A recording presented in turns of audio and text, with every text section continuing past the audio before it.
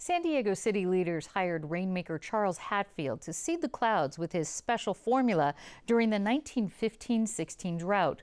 Whether he was effective or if it was just a coincidence, no one knows for sure, but the rain and floods that followed were devastating to San Diego. Hatfield's story is the inspiration for the Rainmaker Exhibit, now on display at the San Diego Central Library. Here with some highlights are my guests, Susan Myrland, independent curator of the exhibit, and Rick Crawford, Special Collections Supervisor for San Diego Central Library. And Rick, San Diego was in a drought back then. Not quite as bad as ours right now. What exactly did Charles Hatfield do? Charles Hatfield went with his brothers 60 miles east of San Diego and built a 20-foot tower and produced chemicals out of evaporation pans that supposedly produce vapors into the atmosphere. And it began to rain. Now, whether it's a coincidence or not, that's our question, but it certainly rained for about 2 weeks, very heavy rain that was devastating to San Diego. Caused a lot of flooding. A lot of flood that washed out a dam, overflowed other dams, destroyed bridges, roads. We were out of communication with Northern California, LA, for weeks. So it was pretty major event. And Susan, how did Charles Hatfield's story serve as inspiration for this exhibit? Well, I had heard the Hatfield story before, and I happened to see Rick's display in the Special Collections Department, realized that we were coming up on the centennial. And right around that time, the library invited me to submit a proposal to guest curate. And the library's built a very strong art program there. They're really becoming quite prestigious. And this is one of several exhibits, several artists that have exhibits in the Rainmaker exhibit here. So one of them looks at green lawn, the green lawn. Tell us more about Margaret Noble's work. That's Margaret Noble's piece. It's called I Have Arrived. And it's a very cheeky piece. It's meant to be lighthearted, looking at how we have always used lawns as a status, symbol of our status and our wealth, able to literally pour water onto the ground.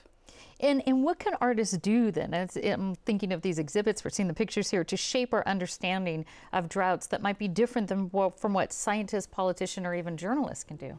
Well, artists are not bound to stick to the truth in the way that journalists or scientists are. They can imagine anything that they want to. They can imagine different worlds and go into the realm of science fiction. And so they can show us different possibilities than we might be able to see in front of us right now. But this exhibit, there are facts in it, and in fact, Michael Field photographed actually has some of those facts to talk about. Tell us more about him. Yes, Michael's terrific. Michael works for the Natural History Museum, and he loves the desert. He spends a lot of time there, and he's very familiar with what's called ancient Lake Cahuilla, and that was a lake that was 6 times the size of the present Salton Sea, was 100 miles long, and so his photographs take us back to that time. You can see the water line of ancient Lake Cahuilla. You can imagine people living there. You can imagine the water forming the caves along the shoreline. And Charles, Rick, getting back to Charles, I want to say Hatfield, has the city ever actually ever thought of maybe doing this again since it worked? Well, we don't know that it worked. We don't know that it worked. We don't know that it did, and at the time it was kind of a low-risk project because he offered to fill it for Lake Morena for $10,000. If it didn't work, he wouldn't be paid. So they were anxious to try. Whatever happened to Charles? Charles continued to rainmake, for many, many years, into the 20s, into the 30s. Eventually, he went back to sewing machine sales. Okay, and Susan, we'll have to end on this. Why do you think people should go to this exhibit, especially with what we're dealing with the drought right now and climate change and a lot of focus on our environment and, as I said, the drought? Well, there are a few reasons. One is to take a longer view of where we are in the drought right now and to think about how cycles of drought and flooding are normal. And so to get out of that short-term, immediate focus and emergency thinking and think more longer term.